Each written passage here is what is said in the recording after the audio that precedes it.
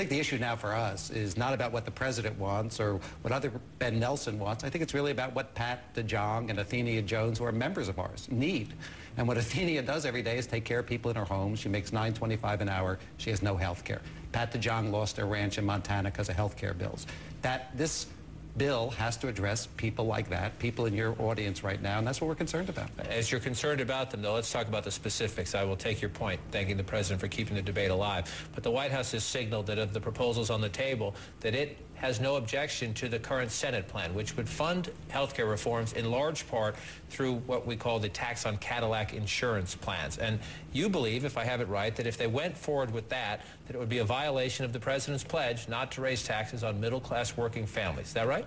Yeah, what I said was, I think it is wrong that a state worker in New Hampshire pays $8,000 more than his congressman for the same health care, and now he's going to get taxed for it. I don't think that's how we talked about paying for this health care bill. I think it's why we have to get this bill into conference and why we have to change some of the affordability provisions. This is about whether people can afford health care. It is not about Ben Nelson and making deals. It's about American people. If the president were to accept a plan that did that had the current version of the tax on Cadillac insurance plans, as they call it, you believe it would affect a lot of your members and other labor members across the movement. Would that be a violation of his pledge? Well, what we do and what we've always done is fight for what we believe in.